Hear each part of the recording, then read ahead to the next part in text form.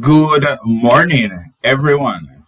Welcome to our fourth class of this virtual in-person course. Can you hear me?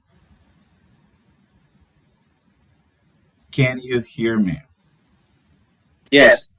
Okay, thank you, Elias. So, welcome, Rosangela, Sadiel, Stephanie, Noemi, Mariela, Elias again. Morning, teacher. Good morning. Okay. Good morning, teacher. Good morning. Okay, guys. So, this morning we're going to start with a small video. Before we start going over the homework, we're going to watch a clip of 3 or 4 minutes, I think. And this clip is going to be really useful because this clip is about how to think in English. One of the most common difficulties in beginners when we are learning the language is how to think in English. And I have been giving you advice about that, things that I used to do and still do to keep my mind always thinking in English. But now I want you to hear it from someone else, and he is going to be using some images that are going to be pretty useful. And many of the advice that he is going to give you are the same advice that I have been sharing with you since the beginning of the course. But now you're going to hear it from someone else. And maybe like that, some of you might try it, might try to put into practice one of those recommendations. Okay, it's pretty simple actually. It's pretty simple to make that shift in our brain to start speaking in English. And when I say it's an easy thing to do, it's because we start with the small things. We start with the small sentences. We start with the small exercises. And those small exercises that we are going to do, what I hope you will do from now on, are going to boost your ability to think in English without translating. And it starts with one word at a time. So now I'm going to share my screen and I'm going to play the video. We're going to watch it. We won't discuss it here in class. I just want you to watch it. I will make some final commentaries at the end of the video, and then we're going to start with today's class. We have a new scenario that we're going to discuss after the video is over. Okay, so let me share my screen. Sorry. I need to include sound, otherwise you won't hear it. Okay, to share again, include sound. Okay, 1 second.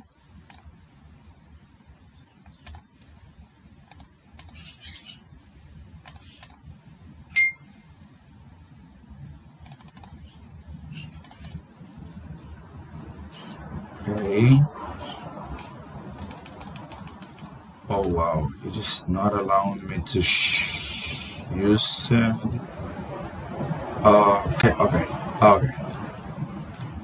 Okay. It's working now. Okay, there we go. Okay, so I will leave the subtitles on the video. So if you have a hard time understanding, you can look at the subtitles and understand what they're saying. Okay, so this video is 6 minutes long, but it's pretty entertaining. So I can slowly help you.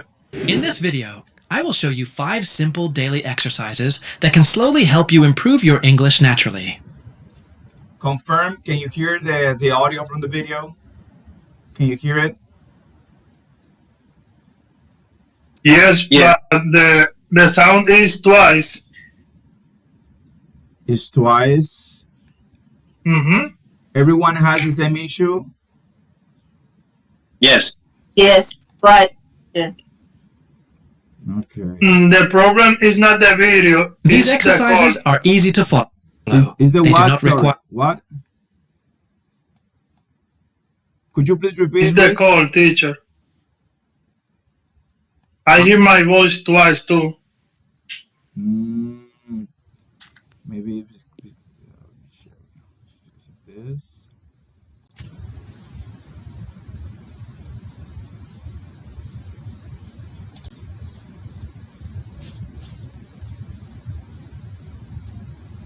Okay.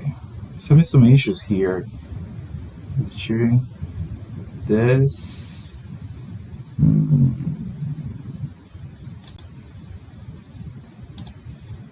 Okay, let me see. Require perfect grammar, and if you practice them every day, Does it sound better?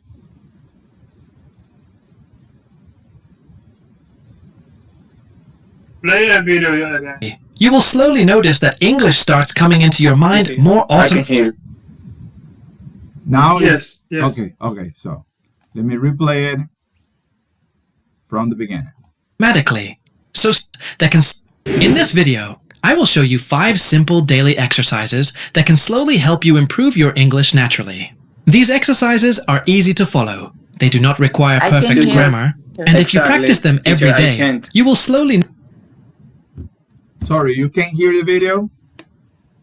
No. Oh, wow. Well, let me notice that give English it starts coming into your mind more. one more try. Otherwise, we will have to postpone this to our in-person classes.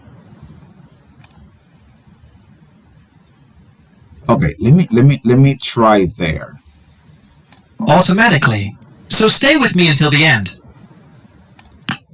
I'm going to make another test, okay? So I will, in this case, I will mute my microphone and I will play the video. So pay attention. Because the last exercise is simple, powerful, and something most learn. Now, is it working properly? Teacher, you have to put the first configuration about the sounds, and after that you can you have to Yeah, I did that. mute your microphone. I did that. No, it's different. Oh, yes, but now we can't hear that. Oh, wow. Well, we will postpone this. I will have to review what is happening here. Why it's not working, because I have shared videos before without any issues, but now we have an issue with the audio. Okay, but it's okay. I'm going to use this video tomorrow then. Okay, we will watch it tomorrow. It's about how to speak in English while thinking in English. And it gives some advices like using small sentences in English.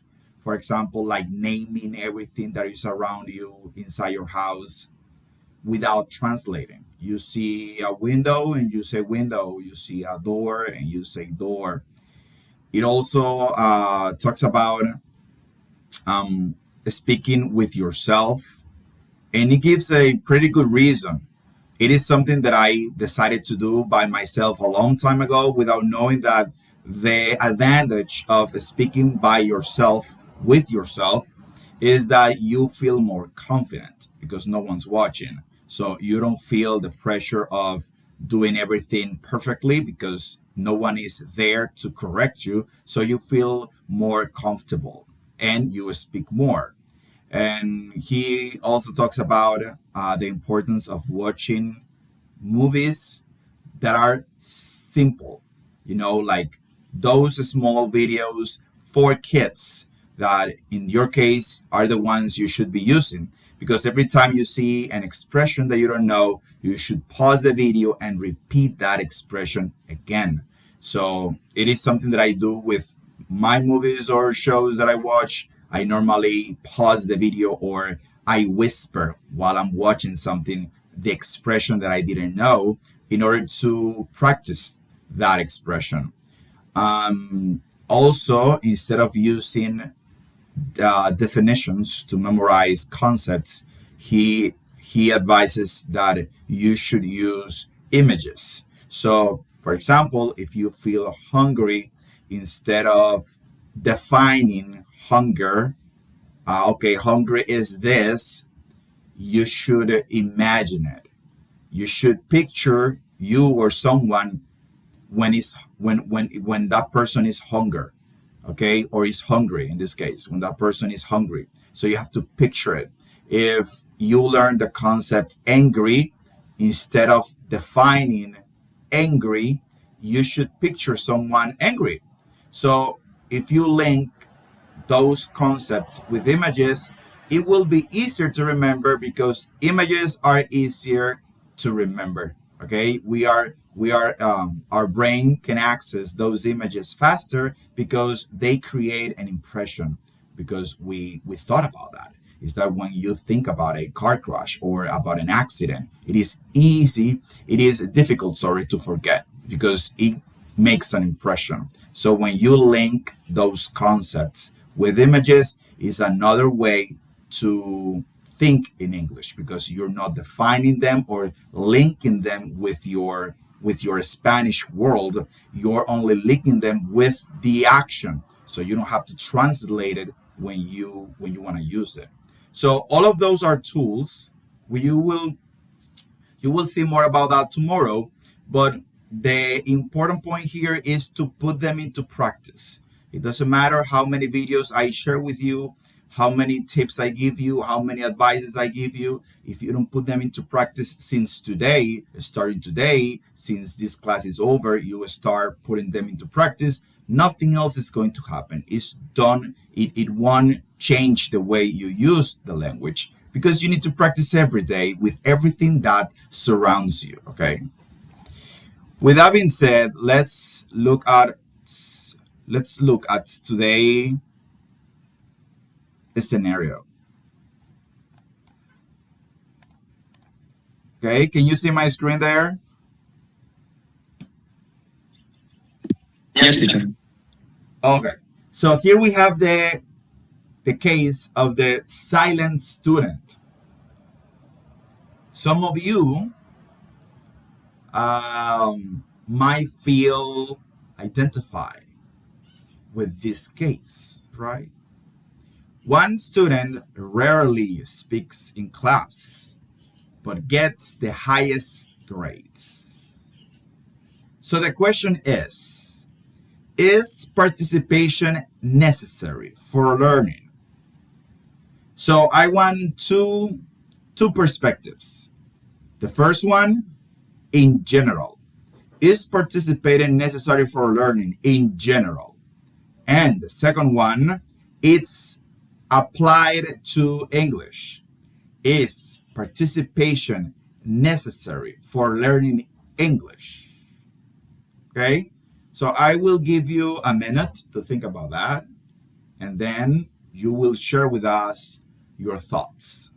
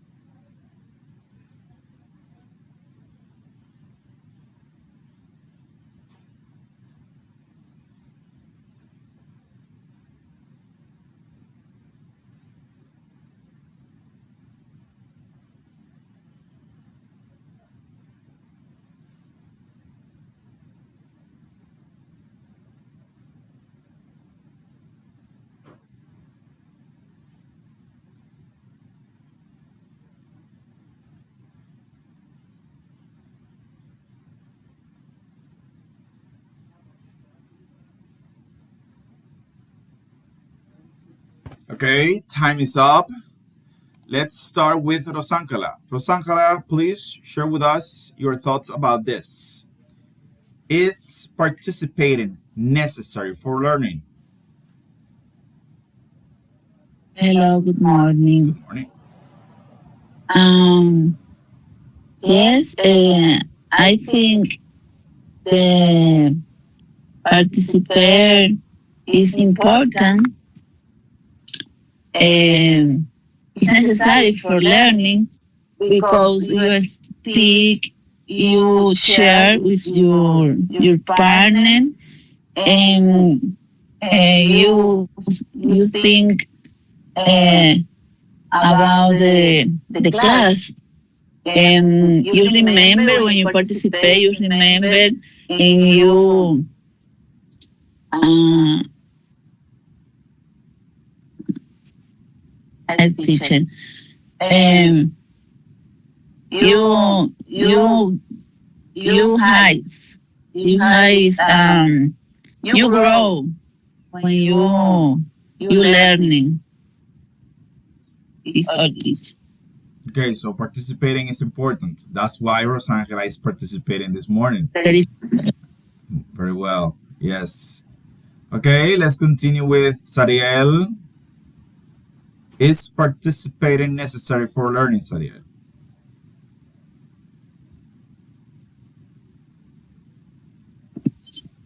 So, really very important and interesting to learning English by practicing. Okay, Yes. every day uh, we are knowing new things. By example, if I travel to, for example, Australia, they have an accent. It's not equal to Londres, United States. But day after day, new thing. And by practicing is the goal from my side. Thank you very much. Okay. Okay. So a little correction there. Instead of saying by example, we say for example. The expression by example is used in other contexts, like for example, um, he should lead by example. Lead. When you see a leader, well, the leader should be doing the things he say. So he should lead by example. Lead by example. So we can use for example and by example, but they are different. For example is for instance, right? You're trying to explain something and you give and you share a in a scenario where you explain your concept. So that is the example. But by example is something that you have to follow. Okay, that people should follow that. So the president should lead, for example, by example. Okay, the president should lead by example. The pastor should lead by example. Lead is the word related to leadership. You know, to guide someone. Okay, so for example, by example. For example, by example. Stephanie Cohen, tell us, share with us. Is participating necessary for learning?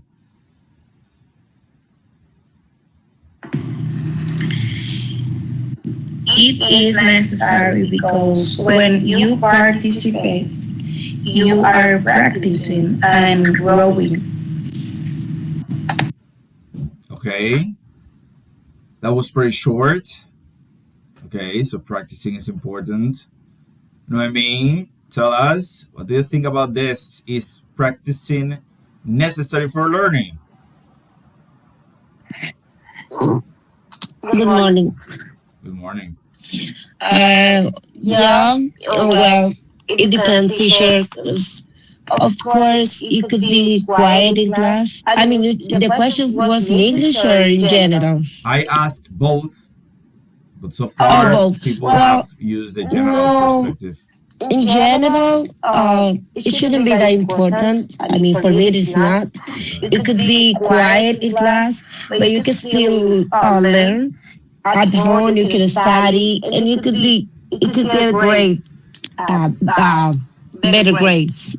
But if it's in English, of course, you need to talk. You need to let the teacher know how is your progress, so he can help you out. Unless you are actually walking at home and speaking and um, practicing. But in English, I mean, what I mean is, in general, it's not important, right? Okay. But learning any language, yeah, for me it is. Okay. Thank you, Noemi. Elias. Hi, teacher. I'm agreed about the questions. For me, it's so important to participate in class because if we are just talking in our house or we are just talking with us, it's so different that like a situation in real life. When we are participating in class, we have something like that, like a real life, and you can hear different voice, different accent, and you can learn more English than you just speaking or talking to you. Okay. Thank you, Elias. Yes. Welcome. Mariela, what do you think about this? Do you think that we need to participate in order to learn? And this is necessary, but and you can learn while you listen to your classmates, and you don't need talk in every opportunity. But as I think it's not so necessary, but it's very important if you want to be better in your practice, in your speaking skills, because it's something necessary practice, because you can change your mind to be more expressive and spontaneous. And for example, in my case, I think it's necessary because I want to speak more. So in this case, it's very necessary, I think. Okay. Thank you, Mariela. Luis Enriquez, what do you think? In my opinion, I think that in general is necessary. Not the most important thing, but it's necessary. But it depends on the subject. For example, if you are studying math, chemistry, or programming, you maybe not need to participate a lot.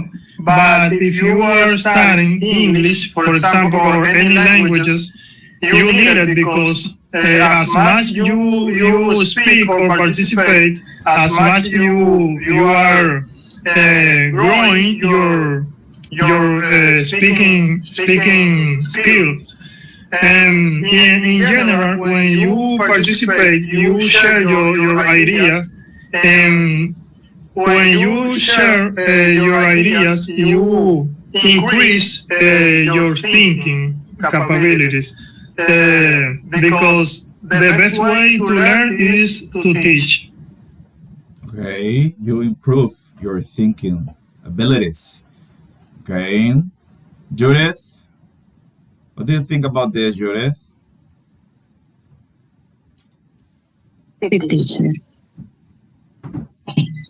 Well, I think it's necessary to participate in the class.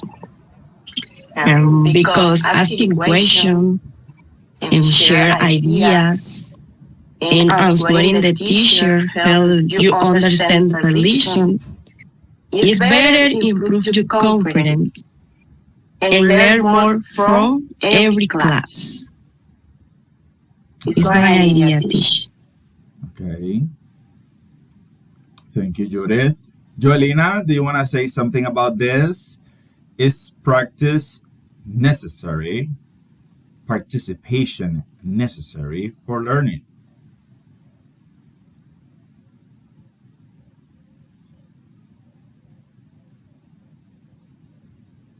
Are you there, Jolina? Good morning. Hey, good morning, teacher. Good morning. It's very important for um, your sorry, teacher.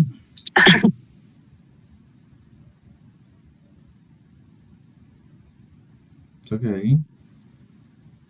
Uh, for me, it's very important ¿cómo se dice? Resolver los ejercicios. To do the exercises? Yes, Or to solve the exercises?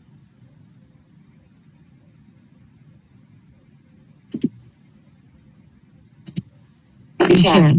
Yo estoy lejos. Yo no puedo estudiar la clase ni ver la It's okay. It's okay. primera parte. It's okay. Don't worry. It's okay. Okay, sorry.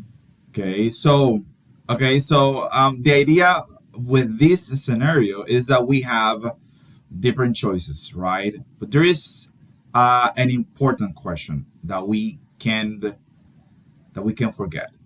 How does the teacher know what you are thinking if you never speaks? Okay, how does the teacher know what you're thinking if you never speak? Okay, the only way a teacher can know where the student is mentally is if the student says something. We have, for example, a classroom full of students. Everyone says, after an explanation of a topic, we understood everything. Did they understood everything? In my experience, in the majority of the cases, that's not true. People think they understood until you ask them a question and then you see they didn't. Or you put them to do an exercise and they failed because they didn't understand. But they thought they did because we're afraid of saying something. We're afraid of messing it up. So, because we're so afraid to mess things up, because we don't want to make a mistake, we forbid ourselves, not the teacher. We do that ourselves. We forbid ourselves to ask, to say something. In my case, I love questions because it helps me understand where is the student mentally. What are the things that he needs to solve before he understands completely a topic or a topic completely? What are those things he needs to improve, or those things that I didn't say but he needs to know in order to make sense out of that topic. In my case, it's like that. Sometimes I need something that is not being it wasn't taught at class, that I need to look for in order to make sense of the whole information for me, because all of us learn at different rates. We don't learn at the same rhythm. We're different, right? But participating is one of those things that we all of us should practice. All of us participate in class. Okay, and we're only talking here about how the teacher know where is the student mentally when the student participate, but we can add more to that. If, for instance, a student is shy, participating is the way to break away from that, is the way to get confidence. Because in life, you will have to speak, you will have to say something. And we know people that in their workplaces, they don't share much. And maybe they would be better at their job if they had better social relationships with his or her coworkers. So all of those abilities, speaking abilities, those soft skills, like they call it today, we need to be able to improve them, and participating is a way of doing that, because you have to break away, or you have to be able to dare to say something without knowing what is going to happen after that. Maybe your partners are going to laugh. Maybe you will make some mistakes while saying the question, because it happens. Sometimes you have the question here in your brain, in your mind, and you know exactly what you want to say until you start talking, and then you say something else. And I'm not even speaking here about English, okay? I'm talking here in general, because in Spanish it happens too. Sometimes you know exactly what you want to say in Spanish, then you open your mouth and you say something completely different. When it comes to English, which is the second perspective that we were talking about, when it comes to English, participating is mandatory, it's non negotiable. All students need to participate if they want to speak.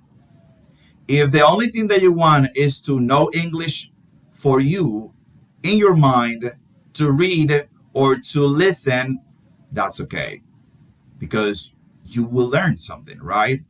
But if you want to speak, you have to participate. You have to say things. You have to express yourself, because that's a different ability.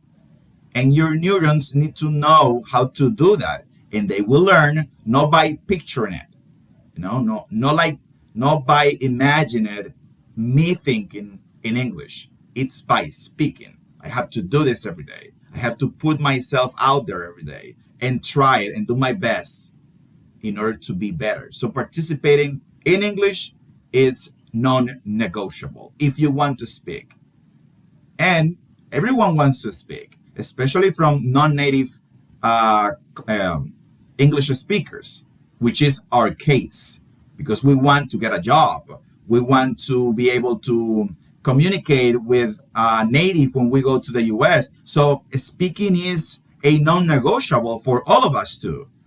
So in order to improve that, you need to practice. You need to participate. You need to dare. That's the word. You have to dare to say something, to ask about the things you don't know, and put yourself out there, which is something sensible, because when you put yourself out there, you might get hurt, but that's part of the process. Tell me, Luis. Yeah, you said something key, that participation is a soft skill, and I totally agree, because not only for study, but for the job, for example in the family, in the society, in the church. If you participate, you improve your communication skill, because communication is a human necessity. If you apport ideas in your teamwork, you are growing your career, Yeah. because you are being part of the company growth, where when you give an idea, and that idea help the team to achieve some tasks, for example. Yes. Yes. And I know that because I used to be one of those guys who didn't like to participate voluntarily. I, when you ask me during class, when I was in high school, in primary school, I participated a lot, but normally when someone asked me directly, because I didn't like to speak, because I've always been a shy person. But speaking and daring helped me control that, because I don't think that you stop being shy. I'm still a shy person, really shy. But during all those years practicing and putting myself out there and doing things in the church or in other businesses that I've been at has helped me to improve or control that in order that I can do what it's needed from me in the context of social abilities or social skills, speaking and sharing with foreign people or with the classroom, and the improvement came because I started participating more voluntarily instead of waiting for a command from my teacher. I decided to voluntarily um, participate and ask questions or share ideas and stuff like that. So it's a win-win. You're going to win in English, and you're going to win in your daily life. You're going to win in your social skills because now you have one of those most important skills today. I don't know if you know that, but speaking Spanish or English clearly is one of the most important skills of the 21st century. Okay? Speaking. How well do you speak? How well do you share your ideas? Is going to make a difference between a professional that is being chosen for a job offer and a professional that is being rejected for the same job offer. Is how you control those soft skills, how good you are at those soft skills. Okay, so with that being said, guys, that was fun. Let's continue. So, in our last class, we were discussing the mechanics of mending. We were talking about the structure of apologizing, how to appropriately apologize to someone, and why do we apologize. Okay, we discussed this. So let's start reviewing our first exercise. So here we had to match the sentence halves, right?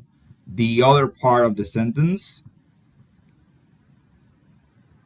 Okay, so we're gonna do this really quick because this is not something to be worried about. These are only examples to guide us to know how we can say it. At the end, what matters is that you apologize. The way you say it is going to vary, but at the end, what matters is that you apologize to another person. So let's start with number one. Number two, I'm sorry and I apologize. What would be the best match for these two? Tell me, Rosangela. I'm sorry for being late. Okay, I'm And sorry. I apologize for the inconvenience. Okay, those are good. I'm sorry for being late, and I apologize for the inconvenience. Okay, number three and number four, my apologies. Another way of apologizing. My apologies.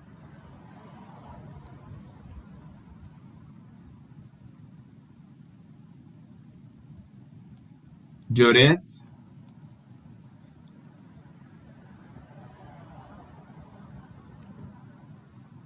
Yes, excuse me. 3 and 4. Yeah, 3 and 4. Okay. My apologies for the delay. My apologies for the delay. Apology. I didn't mean to offend you. Okay, to offend you. I didn't mean to offend you. Yes. Okay, very well. Number 5 and number 6. Please accept I'm sorry. I'm so sorry.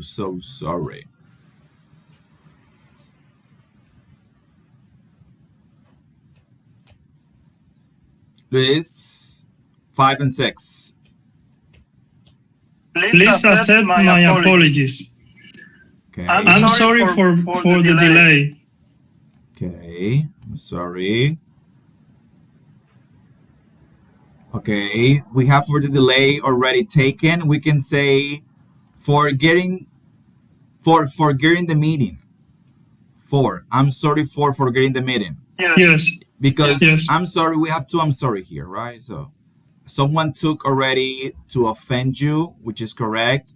Remember that these are only examples.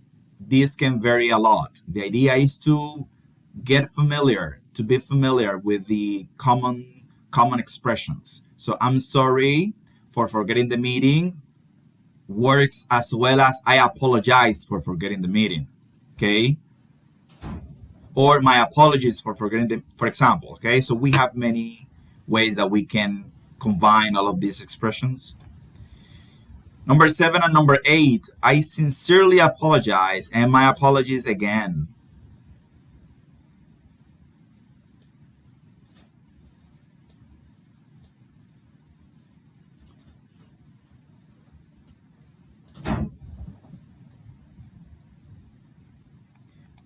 Come on, faster, guys. Faster.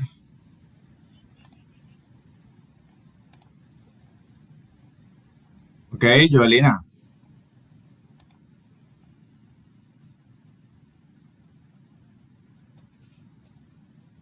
Okay, teacher. Number Number seven. 7 and number 8. Yes. Okay. Seven. I sincerely apologize for the misunderstanding. Misunderstanding. Yes, that is it. Misunderstanding. Okay. I sincerely apologize for the The misunderstanding. misunderstanding. Yeah. Okay. And number 8, my apologize for the mistake. For the mistake. Okay. My apologies. There's a difference between apologize and apologies. Apologize, singular. Apologies, plural. Okay. My apologies. It's like, I apologize, me disculpo, ¿verdad? My apologies, mis disculpas. Okay, the last two, remaining one. I didn't mean, please accept. The last two remaining ones. Me, teacher? Of course. All right. Number 9, right? Yeah. Is I didn't mean to break your phone. And the number 10 is please accept my sincere apologies. Okay. Okay. Please accept my sincere apologies, and I didn't mean to break your phone. I didn't mean, right? It wasn't my intention. It was a mistake, an error. I didn't mean to offend you. That was not part of the plan. But sometimes it happens. Sometimes we do something that we didn't mean to. That doesn't make it okay for the other person, but it explains the circumstances. It explains that it was something that get out of hand, or that the other person never thought it would mean that much to you. That is one of the complexities of being human. Sometimes we use a word that is not supposed to offend someone, and for some reason, that person has a bad relationship with that word, or the tone you used wasn't the one that he normally or she normally feel comfortable with when using that word, and that person feels offended, although you tried your best not to offend that person. And I know about that. It has happened to me more than once, as I think has happened to all of you. Is one of the complexities and the challenges of human relationships and our language, right? Which is so changeable, and it depends so much on context, both social and cultural. Okay, error correction. So we're gonna do this in threes. Number 1, number 2, and number 3. What are the errors in these sentences? Sorry for be late. I apologize by the mistake. I didn't mean to do that. I didn't meant. Sorry. Stephanie Cohen.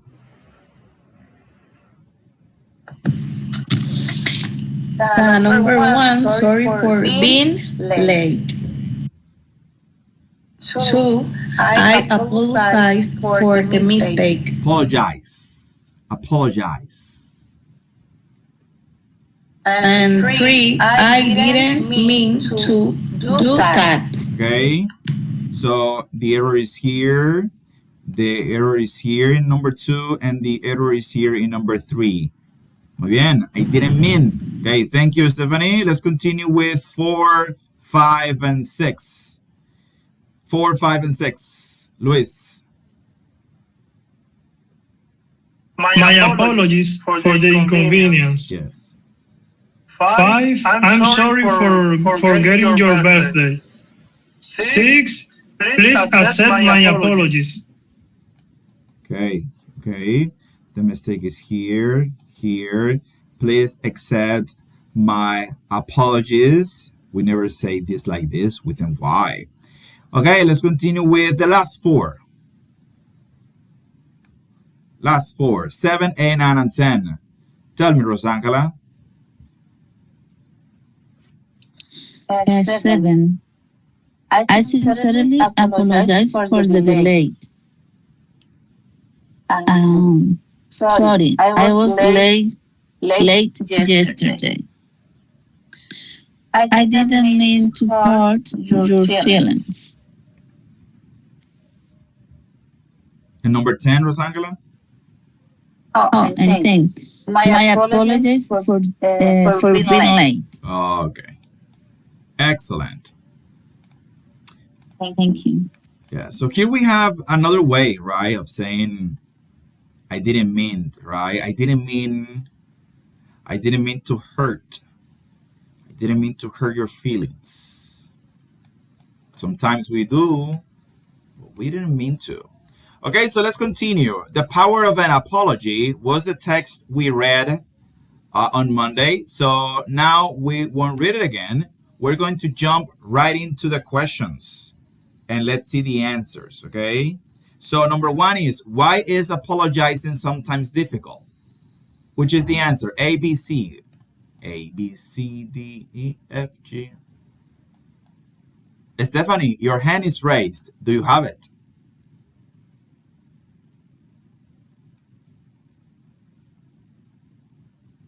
No. She lowered her hand. Okay, let's continue. Okay, so we're gonna do this faster, guys, because for some reason you are still maybe sleeping. So let's start with the first 3. Elias, number 1, why is apologizing sometimes difficult? People may feel embarrassing or stubborn. Stubborn. Stubborn. Okay. Right. Number 2, Elias, what happened to Sarah? She lost her friend's bicycle. She lost her friend's bicycle. The answer is letter C, sorry. She Yes. accidentally damaged her friend's bicycle. Okay. Number 3 and number 4. Why did Sarah delay the conversation? And number 4. How did Sarah feel after the accident?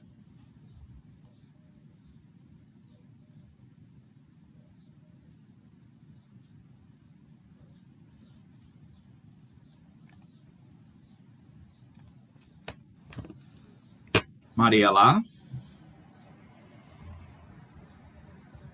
Number 3, why did Sarah delay the conversation? Is letter B. She was afraid of her friend's reaction. And number 4, how did Sarah feel after the accident?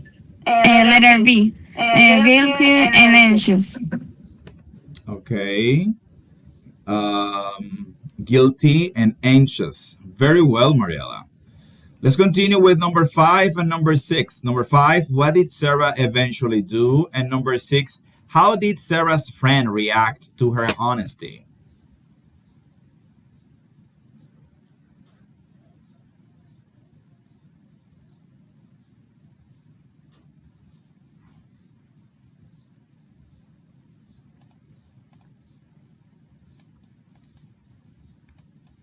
Number 5 and number 6. I can't believe that you didn't do this, guys. I mean, we read this on Monday.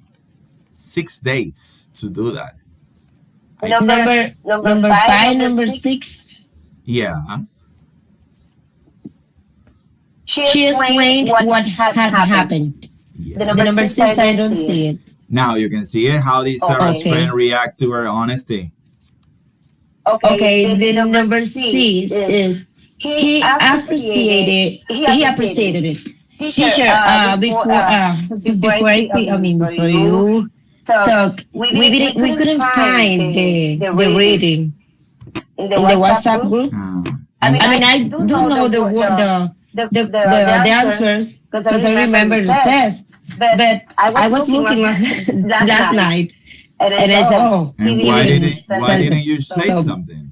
Why didn't you say I something? because it was because I was embarrassed because it was too late. It was You were embarrassed. last night at yeah. It was last night, so I said I'm not gonna ask now, just one day before. That's why. But yeah, I just realized right now. I was telling Elias, oh, but that I remember the test, so we can answer the questions. Yeah, Okay. that's what happened. That's what happened. Okay. But remember, if you don't find something, feel free to ask. If I don't answer quickly, one of your partners who took pictures, because all of them are always taking pictures, can share with you the text. Sometimes I forget because I see everyone taking pictures and stuff, but feel free to ask. Feel free to ask anytime because it is better for you to tell me that you are going to do the homework one day before or hours before the class than arrive at the class without knowing the answers. In this case, you know the answers because you have an amazing memory and you remember everything, which is great. But maybe in some other occasion, well, you might not remember the answers or the text, and you will need to have read it before. Okay. So let's continue with number 7 and 8.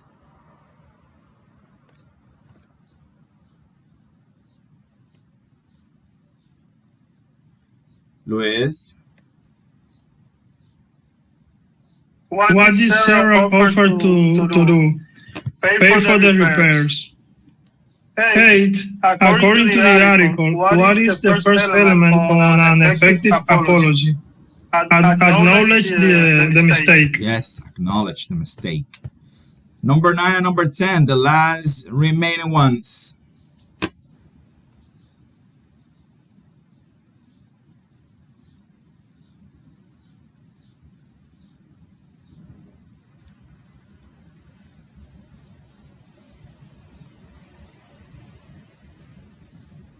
Number nine, teacher. What does make amends mean?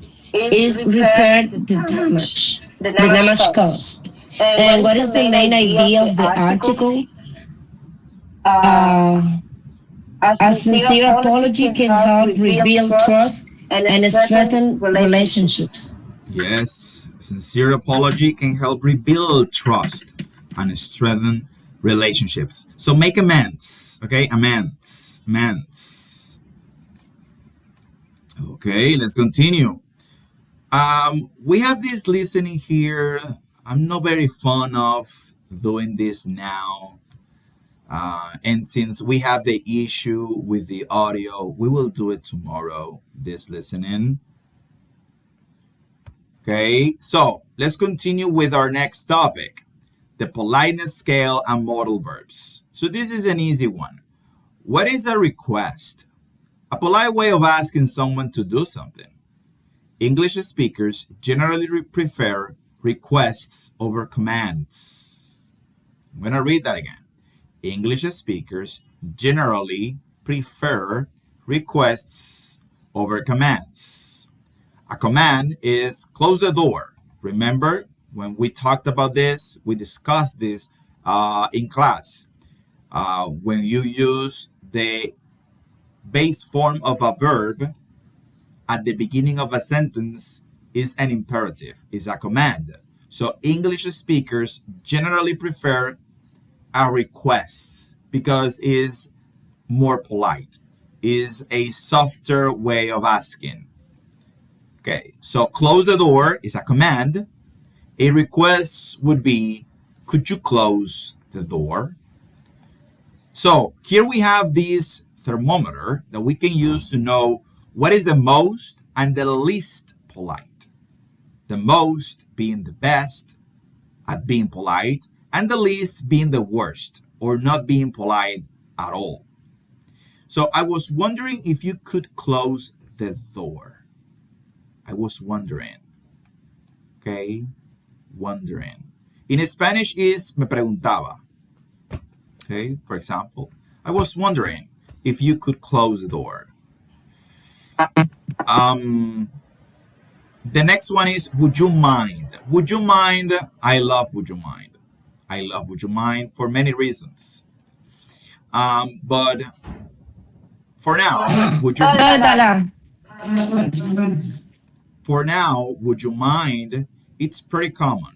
We need to look at this question closely. I will talk about this in a moment. As you can see, after would you mind, you have an ing verb. Then we have would you close the door? Could you close the door? Can you close the door? Close the door. So I was wondering if would you mind are the most polite ways of making a request. Then you have other options like would and could, which are also polite, but not as polite. And we have can, which is more common in everyday conversation with people that we know, our brothers, our sisters, our friends. And then we have the non-polite form, which is an order that we normally use with people who are under our command. For example, a father can tell his kid, close the door, because he is under his command. But it is not polite to say to a friend, close the door, unless something in that situation demands such a quick action that a politeness might interfere with that action. We know that in an emergency, for example, if you are driving your car and out of the blue, the passenger door opens, you don't say, would you mind closing the door? You say, close the door, because it's an emergency. There's no time for politeness here. Just close the door, okay? Because it's an emergency. The car is running, the passenger's doors automatically opened, and you are driving. And everyone who drives knows how unsettling that is. So you ask immediately, close that door. Okay, you give a command. Okay, so we have can, which is informal. The structure normally is can plus subject plus base verb. Can you help me? Can you wash the dishes? Note, asks about ability, but understood as a request. Yeah, remember that can is a modal verb that we use to talk about abilities. I can play the piano. I can play baseball. I can play tennis. Those are abilities. But in English, it can also be used as a request, to ask for a request. Then we have could, which is polite, less direct than can. Could you clean the kitchen? Could you turn down the music? And then we have would, my favorite. Would is polite and professional. So used in customer service, professional settings. Would you help me with this? Would you please close the window? Would. Okay. Let's continue. Okay. So let's talk a little bit more about would you mind. Would you mind is a tricky question because we see would here But we need to remember that we have another expression, mind. And mind is a verb that is followed by a gerund, always. This question, guys, it's always present in English evaluations test. Always. You can't imagine why. Because people forget. People forget about this simple rule. After mind, you have to use a gerund. Always. So would you mind plus verb ing, which is a gerund. We will talk more about gerund down the road, later on.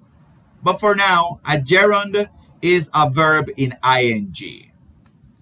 The thing with gerunds or with verbs in ing is that they are not only used in present continuous structures, but we use them as adjectives, as noun, as objects, so or as subjects. So they have different uses in English depending on context. But as I said, we will talk about this later on. Okay? For now, just remember a gerund is a verb plus ing. So that's why every time you see would you mind, you see ing verb after mind. Would you mind helping me? Would you mind opening the window? Would you mind taking out the trash? If you say, for instance, would you mind helping? Ron. Would you mind open? Ron. Would you mind take? Ron. You can see it right here. Would you mind help is Ron. Would you mind to help is more Ron. Would you mind helping me? It's correct. Another advanced alternative for you guys is the following. Would you mind if subject past tense? Would you mind if I opened the window? Would you mind if we started now? Would you mind if I sat here? When we discuss the conditionals, you will understand this structure even better. I want to stress this too much now. It's just for you to know that there is another more advanced way of using would you mind with a past tense structure. Is that clear?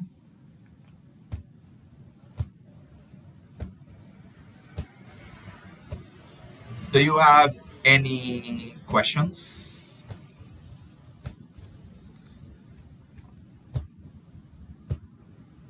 Okay. The site. Please repeat the last, please. Okay. My internet was out. Broke up. Okay, it's okay. The connection broke up. Okay, so advanced B1 alternative. So we have would you mind followed by a gerund. Okay, we can see, you can look at the examples right here. Would you mind helping me? Would you mind opening the window, etc. But we have a more advanced alternative to that. In this case, we have to use if plus subject plus past tense. Both ways are polite way, very polite way to ask for something. But one is more common than the other because this one is more advanced. So would you mind if I opened the window? As you can see, the verb is in the past, but you are asking about an action in the present. Interesting, right? Would you mind if we started now? If we started now? Would you mind if I sat here? This is important because you might feel tempted to say, would you mind if I sit here, because you're talking about the present, right? But this is not the case in English. Okay? It's not. For them, look at this.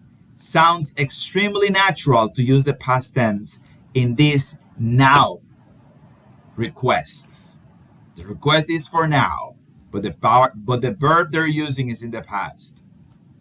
Okay? Okay, if no questions about that, let's continue. So here we have exercises for tomorrow. Choose the correct modal. Which modal should you use in each of these situations? Number two, complete, use the correct form. Here you have, right, the verbs, and you have to use the correct form. Okay, so let's imagine that all of these questions are with would you mind. Okay, all of this, because as you can see here, after number two, you don't see would you mind anymore. This was a decision not to repeat the question over and over again. Okay, so all of these questions are with would you mind. So you will be practically practicing only the gerund structure with mind, which is helpful. Number one, number two. And tomorrow we will do this speaking exercise. Okay, we are going to practice can you, could you, would you, and would you mind with these actions. But we will see that tomorrow. For now, choose the correct modal and complete these two exercises for tomorrow evening. Okay, let's continue.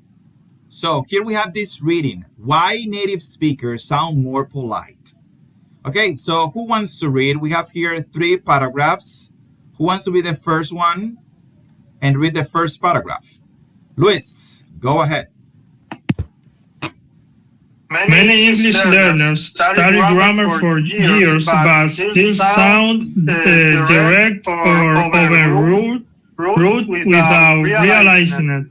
This often happens because they focus on vocabulary and grammar rules while missing the cultural meaning behind certain expressions.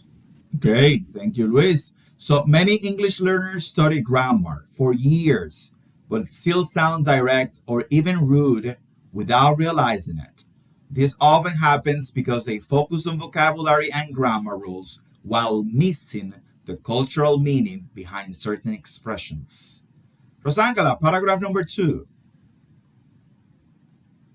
In many English-speaking countries, especially in the United States, Canada, and the United Kingdom, people often avoid using 2 digits instead of telling people that to do. They frequently use modal verbs such as call, ball, mind, and made. Okay, thank you, Rosangela. In many English speaking countries, especially the United States, Canada, and the United Kingdom, people often avoid sounding too direct. Instead of telling people what to do, they frequently use modal verbs such as could, would, might, and may. Okay, another volunteer for paragraph number 3.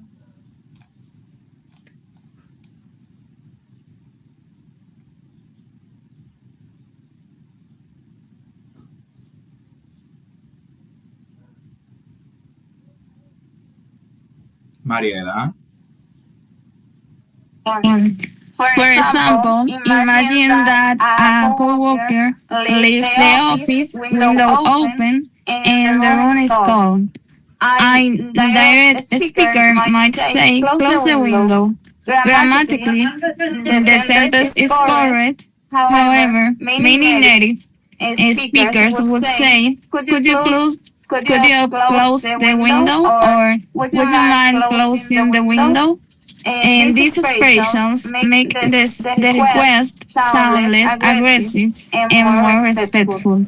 Thank you, Mariela. So as you can see, it's not a matter of grammar. It's beyond grammar. It's not about if this is grammatically correct. It is. Close the window is grammatically correct. The problem is that it's not polite. So, for example, imagine that a coworker leaves the office window open and the room is cold. A direct speaker might say, close the window. Grammatically, the sentence is correct. However, many native speakers would say, could you close the window? Or would you mind closing the window? These expressions make the request sound less aggressive and more respectful. Okay, let's continue. Who wants to continue with paragraph number 4? Me, teacher. Yeah, go ahead. That's okay. The beginning. Another cultural difference involves the word can. Many learners believe that, can you hurt me? And could you hurt me? Being exactly the same thing. While both are acceptable, could often sound softer and more polite. This is why customers frequently use could when speaking to employees in restaurants, hotels, and stores. Okay, thank you, Sadiel. So, can you help me? Could you help me? Are both right? Well, grammatically, yes. So, another cultural difference involves the word can. Many learners believe that can you help me and could you help me mean exactly the same thing. While both are acceptable, could often sound softer and more polite. This is why customers frequently use could when speaking to employees in restaurants, hotels, and stores.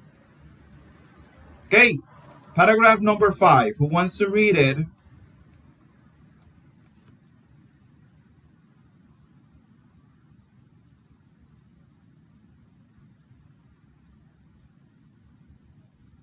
Elias, go ahead. Okay. Modal verbs are also used when giving opinions. Instead of saying you are wrong, a native speaker means say you might want to consider that. The second sentence sounds less how can I say that? Confrontational. Confrontational and allows the other person to save face. Okay, save face. Nice expression. So modal verbs are also used when giving opinions. Instead of saying you are wrong, a native speaker might say you might want to reconsider that. You might want to reconsider that. The second sentence sounds less confrontational and allows the other person to save face. Luis, for tomorrow, I want you to tell us what is the meaning of save face. Okay, let's continue with the other paragraph. Sorry, repeat the meaning of? Save face. What does that mean in Oh, English? okay. Tomorrow. First Okay. thing. Okay. Okay. Okay, two more Teacher paragraphs. me Yes. okay.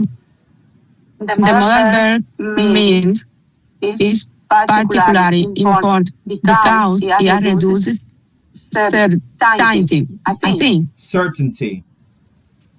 certainty. If a manager says there is a problem with this report, the statement sounds different.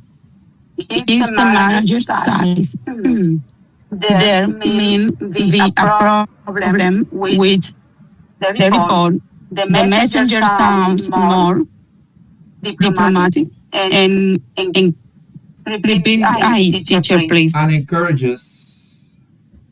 and encourages discussion rather than conflict.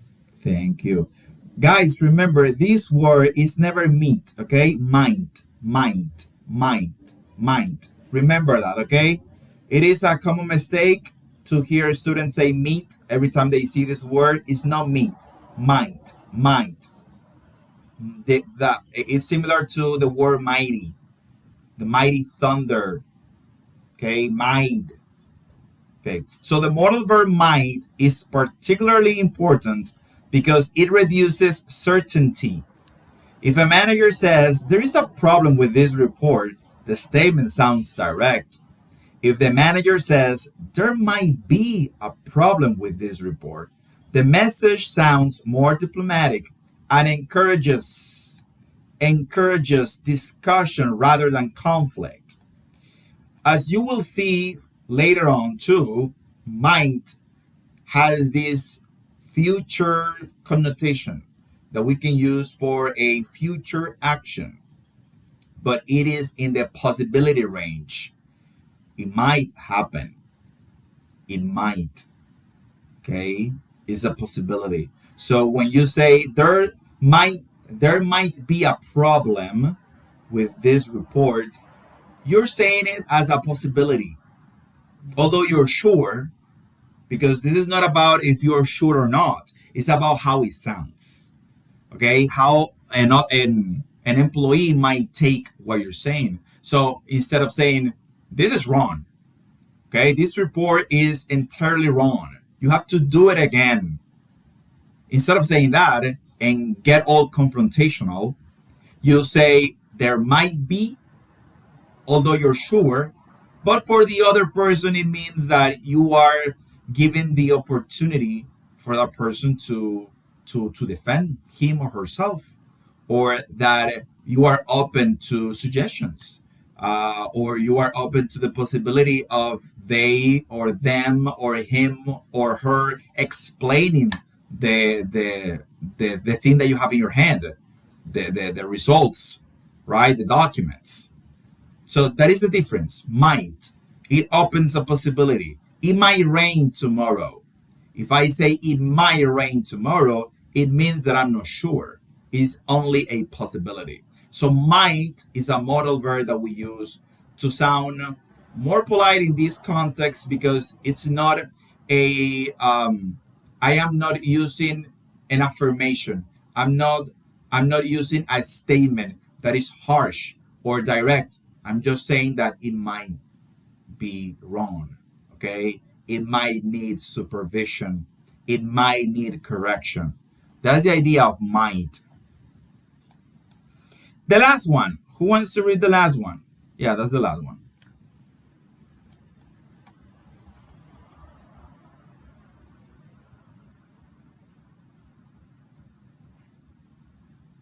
Somebody there? Is someone there? Okay, Luis, should. Understanding these cultural cues can improve communication dramatically. Native speakers often judge politeness not only by what is said, but also by how it is said. For this reason, learning motor verbs is not only a grammar lesson, but also a lesson in culture. Excellent. So understanding, I use this word a lot, okay? There you have it, cues. Understanding these cultural cues can improve communication dramatically. Native speakers often judge politeness not only by what is said, but also by how it is said in this case. For this reason, learning modal verbs is not only a grammar lesson, but also a lesson in culture. Culture. These are cultural differences, and we have to adapt. Okay, guys. So I will send the pictures of these to. Well, this is only one article, but I divided it into two slides. So I will send the pictures of these two slides that contain the article, and you have these questions right here, 8 questions that you will answer. Can you please go? I'm sorry for interrupting you. Can you please go back to the last part of the reading? Here. Yeah. Okay, never mind. Okay. Thank you. Okay. So I'm going to send these questions, and I will ask about this tomorrow. Okay, and that will be all for today. Easy peasy. Tomorrow we will talk about the anatomy of phrasal verbs, because I won't leave you more homework. I don't want you to complain, right, about the homework. Okay, so you have this homework, right? We will practice these modal verbs tomorrow for request. And you have this article, and you have these questions that you have to answer with the article. Simple stuff, right? And tomorrow we will listen a lot of listenings, and we have this class about the phrasal verbs and the use of will. After we finish with this, we are going to start one of the most exciting topics in English about the future. We are going to discuss for the very first time the difference between will and going to. And it's going to be a great ride. It's one of the topics that I enjoyed the most because of what it implies in every use those verbs have. Okay, so remember that in the platform you have the practice number 3, number 4, and you have until midnight. Okay, until midnight to finish it. Okay, so if you don't have any more questions, this will be all for this morning. We will see each other again. I do have a. Okay, no, I mean, should. What's your question?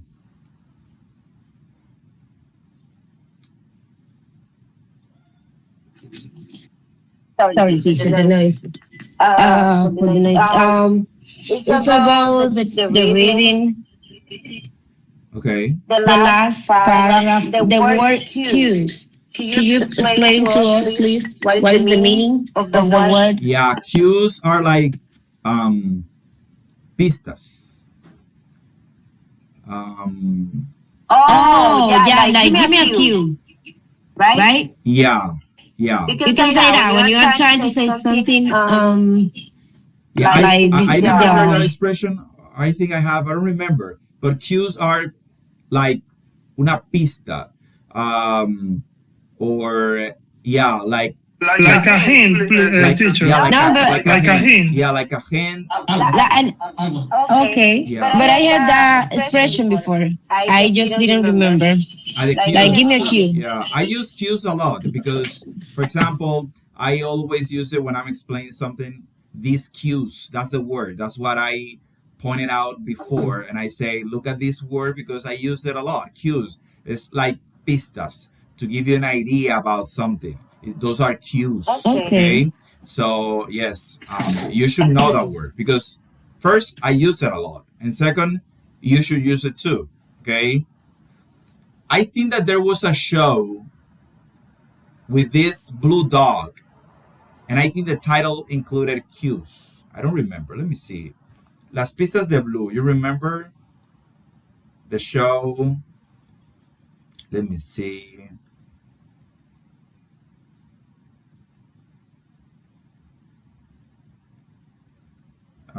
Yes, Blue's Cues. ¿Nadie vio aquí Las Pistas de Blue? No, I haven't. Oh, wow. What is your childhood, guys? Okay, so Blue's Cues. The show was Pistas de Blue, right? The idea of the show was that in every episode, you had to solve something and you will find little cues here and there until you find out what was happening. So, answering Noemi's question about cues as what was your expression, Noemi? Could you please repeat it again? Give me a cue. Okay, give me some cues. Yes. Or give me a cue. Yeah, that's the idea. Dame una pista para orientarme. Okay, give me some cues. So don't forget that word. Okay, and remember that tomorrow Luis Enrique will explain the expression safe face. Safe face. Okay, tomorrow he will explain it. Okay, do you have any more questions?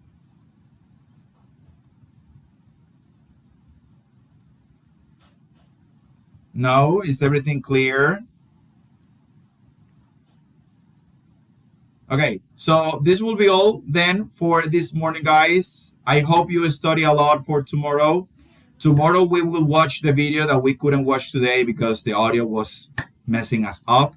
But tomorrow we will watch it. So Enjoy the rest of the day. Be safe in case there is an earthquake. Now we're all bugged about that. And let's hope nothing else happens. Okay? See you tomorrow at 6 p.m. in person in our in person class. Goodbye. Enjoy the rest of the day. Goodbye, teacher. Bye, Bye teacher. You bye. too. Bye. Bye, teacher.